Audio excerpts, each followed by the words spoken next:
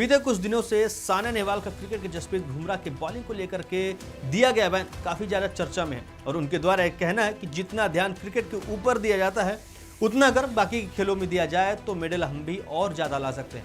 अगर इधर भारत सरकार दूसरे खेलों के बजट को बढ़ाए तो जाहिर सी बात है हमारे खिलाड़ी भी देश के लिए मेडल की संख्या बढ़ा देंगे। जय हिंद, नमस्कार, मैं मनोज त्रिपाठी आप सभी का स्वागत करता हूं टीएनपी स्पोर्ट्स में और हम बात करेंगे कि आखिर वो कारण क्या है जिससे ओलंपिक में पिछड़ा है भारत। देखिए 140 करोड़ का देश है, पेरिस में एक गोल्ड भी नहीं जीत पाया है। कहीं ना कहीं चिंता की बात तो जरूर है। पेरिस ओलंपिक में भारत का प्रदर्शन निराशाजनक रहा है। 117 एथलीट का भारतीय दल एक गोल्ड मेडल तक नहीं जीत पाया है और मात्र एक सिल्वर पदक मिला, वो भी उसे 13 दिन के इंतजार करने के बाद। जब नीरज चोपड़ा ने जैवलिन थ्रो में सिल्वर मेडल अपने नाम किया तो सवाल यह है कि आखिर 140 करोड़ के देश ओलंपिक में पदक क्यों नहीं जीत पाता है, क्यों उसे कांस्य से संतोष करना पड़ जाता है। पेरिस ओलंपिक में भारत को मात्र 6 मेडल मिले, जिसमें 5 ब्रॉन्ज मेडल हैं, तो वहीं नीरज चोपड़ा का एक सिल्वर मेडल है और इन 6 मेडल्स के साथ भारत मेडल लिस्ट में 71वें स्थान पर मौजूद है। बात करें हांगकांग, ताइवान, उत्तर कोरिया, क्यूबा और 2 लाख से भी कम आबादी वाला देश सेंट लूसिया भी पदकों के मामले में भारत से आगे है।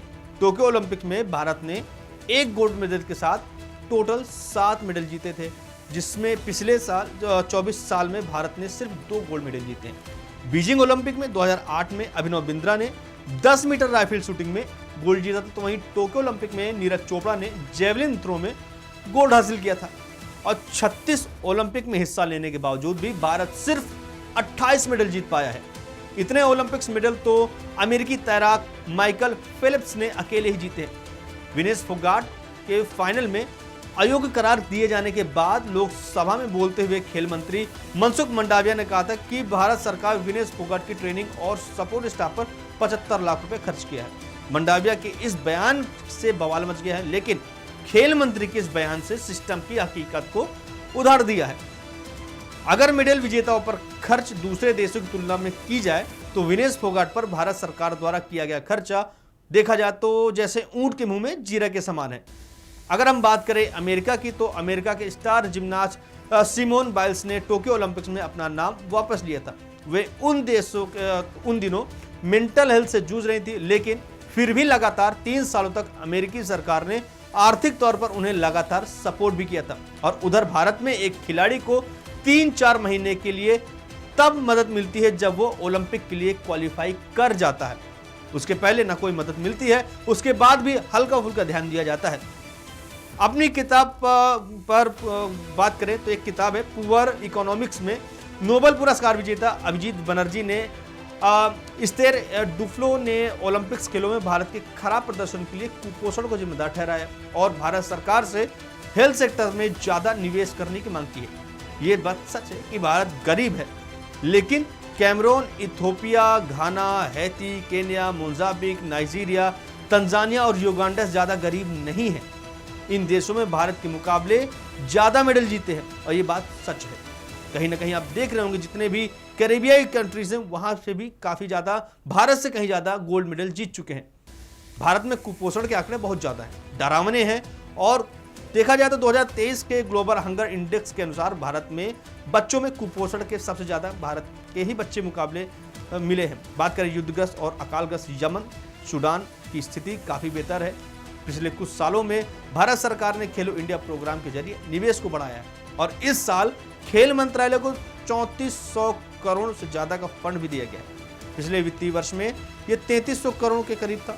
ये बात ध्यान रखी जानी चाहिए कि सरकार ने भले ही बजट को बढ़ाया हो, लेकिन एक बड़ी आबादी के लिए ये बजट वाकई बहुत कम है। खिलाड़ियों पर अगर लगातार निवेश किए जाए तो हमें बेहतर परिणाम मिल सकते हैं और ये हमें हॉकी के मामले में देखा है, क्योंकि टोक्यो के बाद पेरिस ओलंपिक में भारत ने लगातार कांस्य पदक जीता है और टोक्यो में आया मेडल 41 साल बाद हमें मिला है। और एक समय हॉकी में भारत का दबदबा था। 8 गोल्ड के साथ भारत ने कुल मिलाकर के 13 गोल्ड मेडल सिर्फ हॉकी में जीते थे। माफ करिएगा, 13 मेडल, गोल्ड मेडल तो गलती से निकल गए। लेकिन 1980 के बाद हॉकी में हमारा प्रदर्शन गिर गया। 2008 के बीजिंग ओलंपिक में तो भारतीय टीम क्वालिफाई भी नहीं कर पाई थी, लेकिन उसके बाद उड़ीसा सरकार ने हॉकी में निवेश किया और परिणाम सबके सामने है। पेरिस ओलंपिक में विनेश फोगाट के साथ जो हुआ वो बताता है कि हमारा खेल प्रशासन किस तरीके से काम करता है, खिलाड़ियों को मिलने वाला सपोर्ट स्टाफ कैसा है। फोगाट का पेरिस ओलंपिक में सिल्वर मेडल पक्का था। विनेश गोल्ड भी जीत सकती थी, लेकिन मात्र 100 ग्राम वजन ज्यादा होने के कारण उन्हें अयोग्य करार दे दिया गया। ये विनेश के सपोर्ट स्टाफ की लापरवाही थी। यहाँ पे सिर्फ हम सपोर्ट स्टाफ की लापरवाही नहीं करेंगे, यहाँ पे खिलाड़ी से लेकर के जितने भी वहां पर थे सबकी यहाँ पे लापरवाही थी। वहीं चीन के मुकाबले भारत के प्रदर्शन की तुलना करें तो मिडिल ईस्ट में चीन और भारत की स्थिति में जमीन आसमान का अंतर है।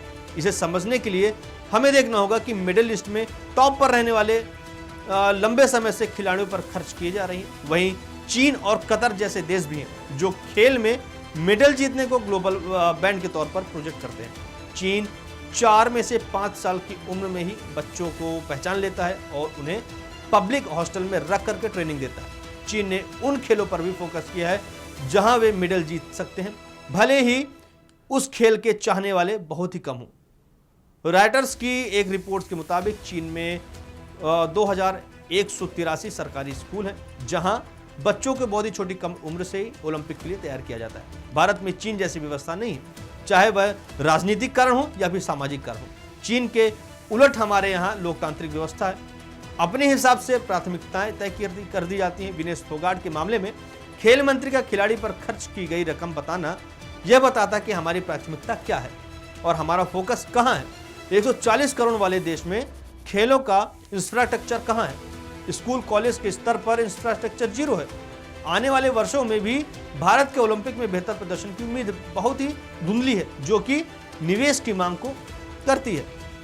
तो ये कुछ कारण थे कि भारत इतने सालों से मात्र कुछ चंद मेडल जीता है। अब आपकी इस विषय में क्या राय है कि आखिरकार कमी कहां है, कौन है भारत के तरफ से जिम्मेदार कि भारत के ओलंपिक्स में मेडल बहुत कमा रहे हैं, बाकी देशों के मेडल्स भारत की तुलना में कहीं ज्यादा है। जो भी राय हो कमेंट करके जरूर बताइएगा। तमाम ऐसी वीडियो को देखने के लिए देखते रहिए TNP स्पोर्ट्स।